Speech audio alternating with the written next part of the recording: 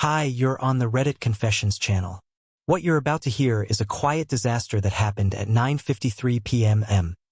Between a jukebox playing Fleetwood Mac and a half-melted ice cube in a whiskey glass. The bartender had just asked me if I wanted another drink when I saw her.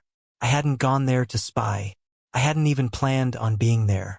I was supposed to be home. Folding laundry, maybe heating up the leftover casserole. Definitely not watching my wife laugh with another man while twirling her hair the same way she used to with me in college. She was supposed to be at her book club. Something about a novel set in Portugal. I even reminded her to bring a jacket in case they sat outside. She gave me a quick peck on the cheek and told me, "Don't wait up." I didn't. I never do. But then my phone buzzed with a notification from a shared card.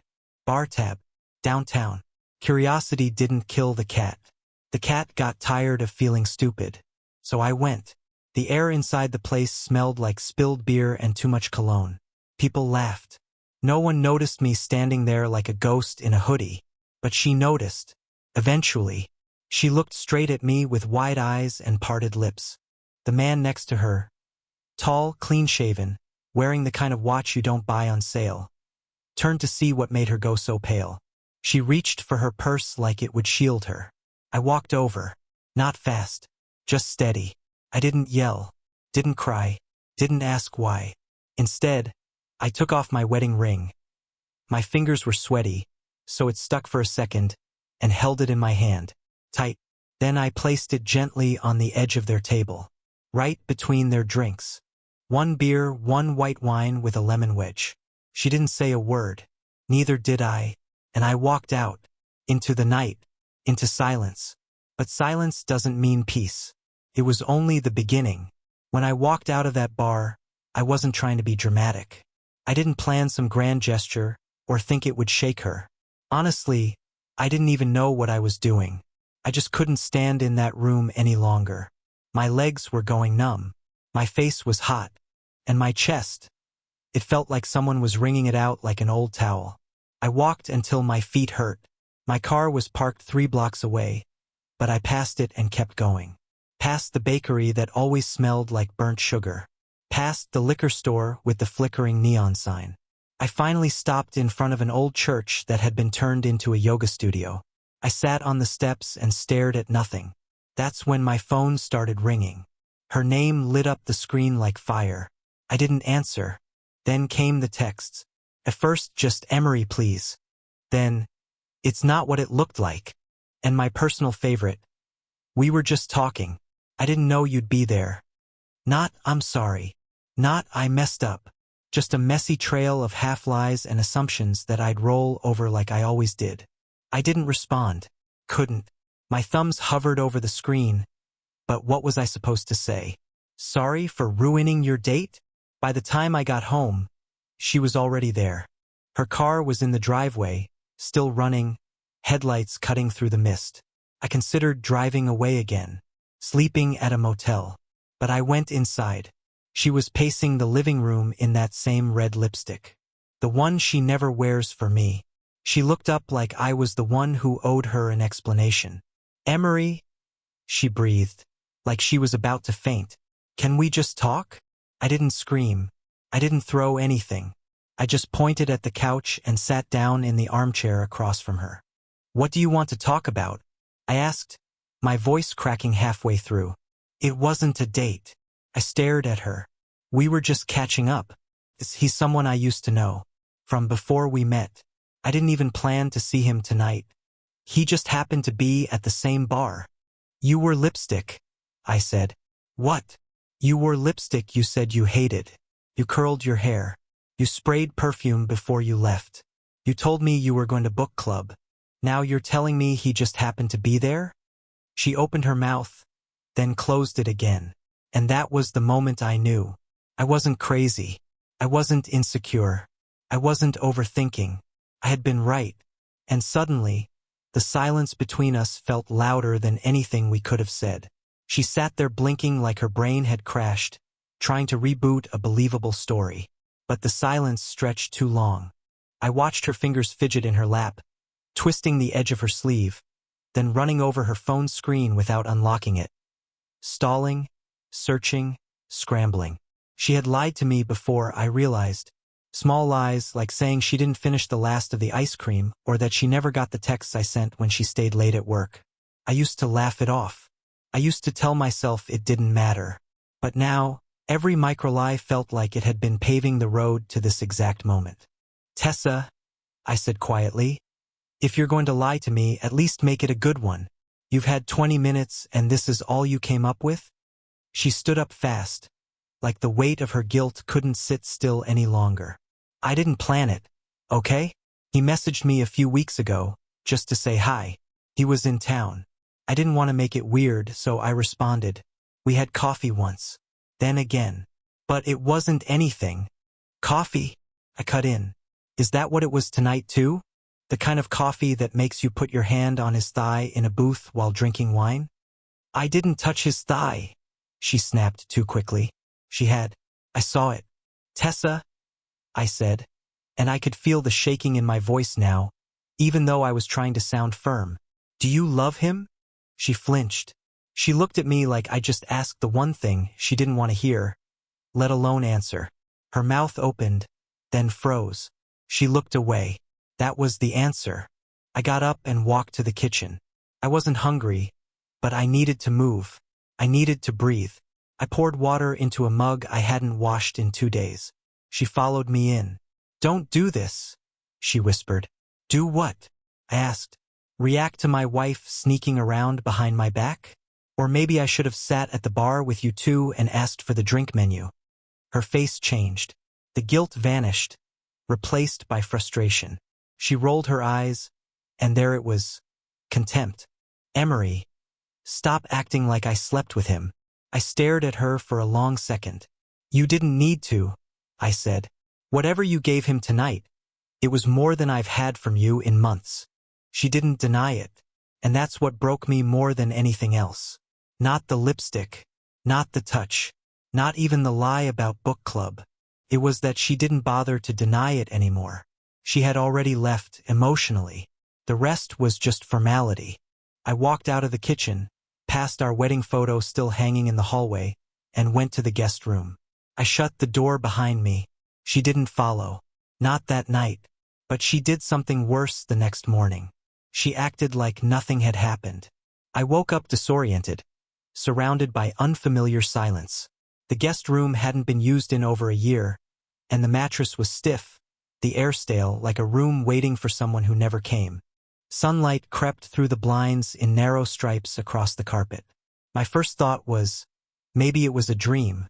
A horrible, surreal dream where I walked into a bar and found my wife smiling at another man the way she used to smile at me. But I knew better. The ring was gone. The mark on my palm still throbbed from clenching it too hard. When I opened the door, the smell of coffee hit me. Freshly brewed. French press, her favorite. I almost laughed.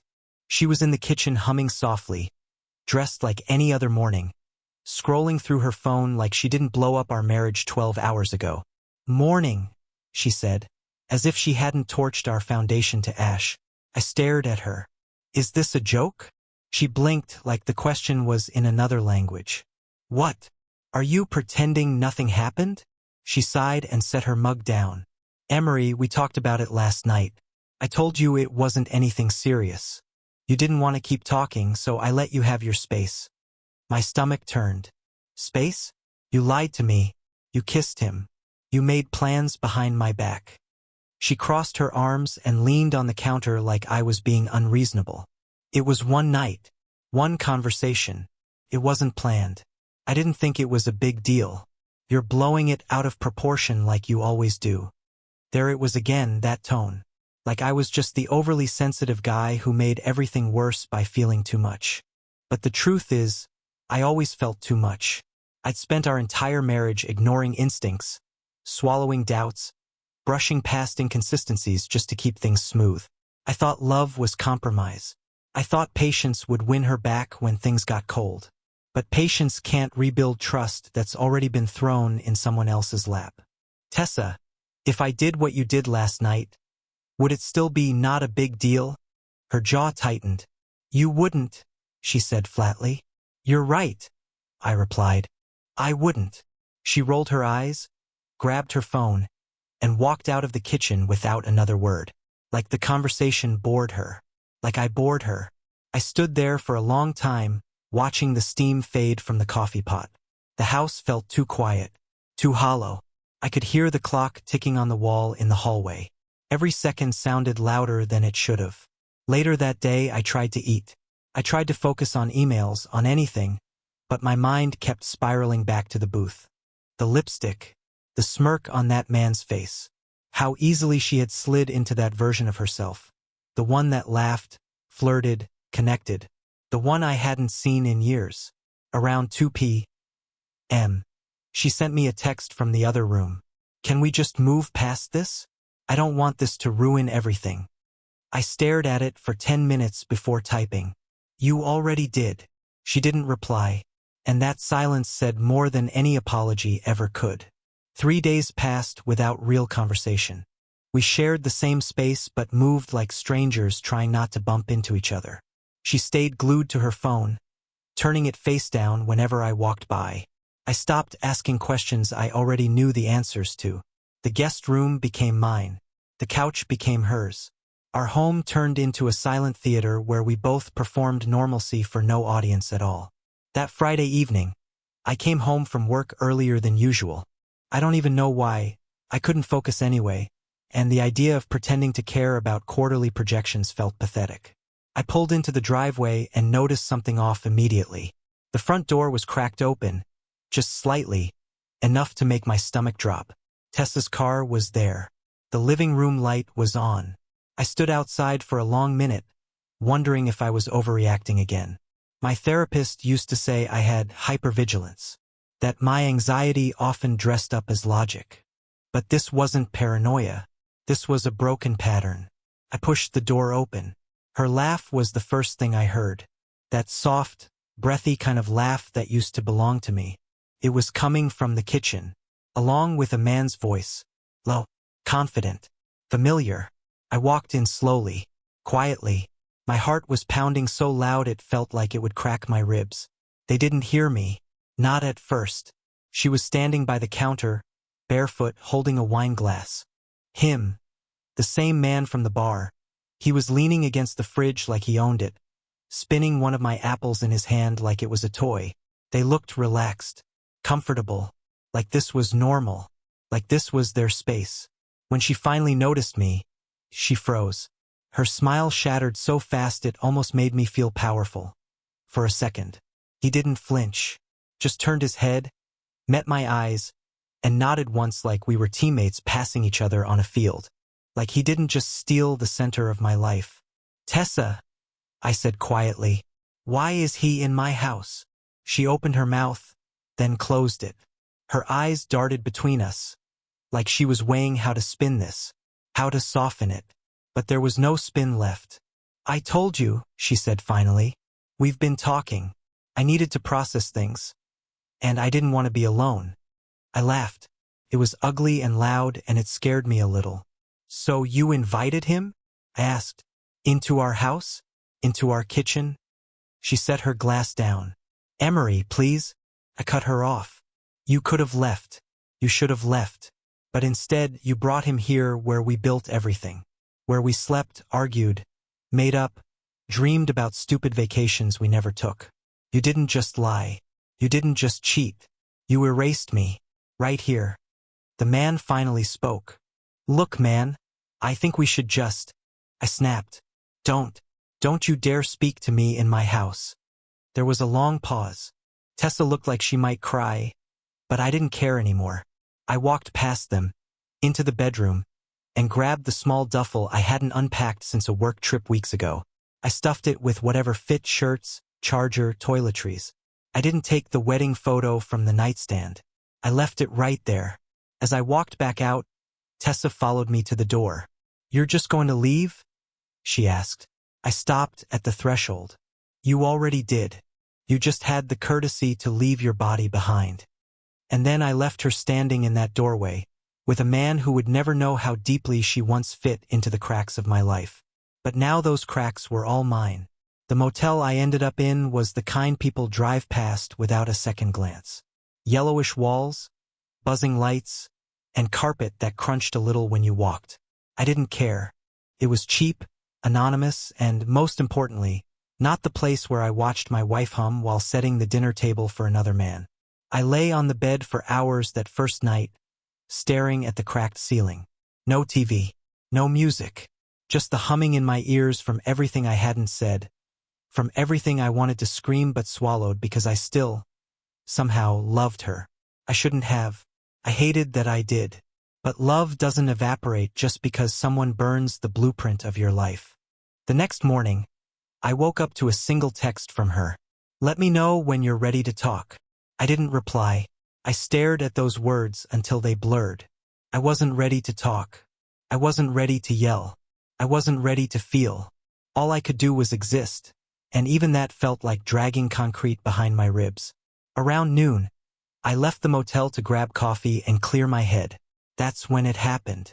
I saw her. Not Tessa, her sister, Mallory. She was walking out of a hotel downtown. One of those business-class places with fake smiles at the front desk and $9 bottled water. I wouldn't have thought twice, except she was holding hands with someone. Tessa. Not just walking together. Not just sharing a ride. They were holding hands. Laughing. I stopped in the middle of the sidewalk and stared like an idiot. Neither of them saw me at first. But when they did, when Tessa's eyes locked with mine, everything about her face changed. She dropped Mallory's hand so fast you'd think it was burning. We didn't say a word. I turned and walked away before my legs betrayed me. Later that evening, my phone buzzed again. This time a new message. "Please let me explain. It's not what it looked like." Where had I heard that before? I didn't answer. I stared at the wall of my motel room, trying to unsee everything. All this time, I'd thought she was distant because of work stress, because of me, because we'd grown apart. I'd blamed myself for being too soft, too passive, too uninteresting. But it turns out she wasn't leaning into someone new. She was returning to someone old. Everything started to shift in my head. Her sudden book clubs. The perfume she wore that I hadn't smelled in months. The fact she always locked her phone now, even in the shower. Mallory had been over for dinner just a few weeks ago. They had cooked together, laughed in front of me. I thought they were close. I just didn't know how close. This wasn't just betrayal. It was a whole secret life. And I had been a placeholder. A decoy. A lie she had to maintain for appearances. And now I didn't know what was worse, what she did. Or how easily she hid it. I didn't sleep that night. Not really. My eyes closed. Sure. But my mind kept unspooling like a film reel stuck on the worst scene imaginable. Every moment from the past year twisted itself into something sinister. Late-night calls with HR. Her sudden gym routine. The girls' weekends that started feeling suspiciously scheduled. How many times had I shrugged off the gut feeling that something was off? That something didn't add up? And now I couldn't stop wondering how long she'd been in love with her own sister. I wanted answers. No, I needed them. Not closure, just clarity. If I had to rebuild myself from scratch, I at least deserved the blueprint of the explosion. So, against all better judgment, I agreed to meet her. She picked the place. A quiet tea shop 3 blocks from where we first met, like nostalgia could sweeten the rot she'd left behind. She arrived wearing soft colors and no makeup, as if dressing herself in innocence. I almost laughed when I saw her. How carefully calculated everything was, like she thought she could control the narrative by simply looking remorseful. "I'm glad you came," she said, gently folding her hands around the cup. "I'm not," I replied. "But go ahead." She swallowed hard, then leaned in like this was some heartfelt movie scene. "I didn't mean for it to happen. I never planned it." "That's what you said about the guy at the bar." Her face flushed. "This is different." I was confused. About myself. About what I wanted. I didn't know how to tell you. "You knew how to lie," I snapped. Repeatedly. She looked down at her tea like the steam might erase the weight of what she'd done. "It wasn't about you." "Of course it was," I said. "I was your husband. I was the one you promised things to. I was the one you asked to build a life with. So yeah, it was about me." Silence sat between us like a wall. She didn't try to argue. She didn't apologize either. Instead, she said something that made my skin crawl. "I thought you'd be okay with it. You never fought me on anything. You never challenged me. I thought maybe you'd let this slide too." Let it slide? Like a missed chore or a forgotten birthday. Not a total annihilation of trust. Not an affair with her own sister. "You saw my silence as permission," I whispered. "You mistook love for weakness." She reached out like she was about to touch my hand, and I pulled away so fast the chair screeched. "Don't," I said. "You don't get to rewrite this." Then I stood up. I didn't pay. I didn't look back. I walked out into the street and felt the first real breath enter my lungs in days. She expected me to fold like I always had. But something in me had snapped into place. Maybe pain does that. It rearranges you so you can't fit into the same old patterns anymore. By the time I reached the end of the block, I had blocked her number. But I wasn't done. Not yet. After I blocked her, I expected the regret to hit like a tidal wave. I braced for the guilt, the second-guessing, the nights staring at the ceiling wondering if I had done the right thing. But it never came. Not like I thought it would. What came instead was space, quiet, uncomfortable at first, but then liberating. The motel room eventually became too depressing, so I moved into a small rental 2 towns over. Nothing fancy, just clean walls, working heat, and no ghosts lurking in the hallway. I didn't take much from the house. Just my books, an old hoodie she never liked, and a photo of me before we met. I stared at that photo for a long time after unpacking. I looked tired even then, like I'd been carrying something I didn't know the weight of yet. Weeks passed. I started going on long walks after dinner, no destination, just motion. I reconnected with my cousin Danny, who invited me to help at his weekend garage shop. I said yes, even though I had no idea what I was doing. Turned out I was better at fixing things than I thought. Then one day, I came across a notebook I didn't remember packing. Inside were rough drafts of poems I'd written years ago, before marriage, before her. They were bad, mostly, but raw, honest, and they reminded me of something I had forgotten. I used to have a voice, so I wrote. Not about her, not about pain, just about myself. I filled page after page. I wrote like I was exhaling years of silence. It didn't fix everything, but it anchored me. And slowly, I became someone I could recognize again. One morning, while sipping coffee on my tiny balcony, I realized something that should have been obvious all along. Her betrayal didn't ruin me. It revealed me. It stripped away the roles I'd been playing, the quiet husband, the forgiver, the one always holding things together. And beneath all that, I wasn't broken. I was just beginning. I haven't heard from her since. I don't know if she ended up with Mallory or if their twisted little spark burned out. I don't care. That chapter's closed. And maybe, just maybe, she did me a favor. Because now, I don't live in fear of being left.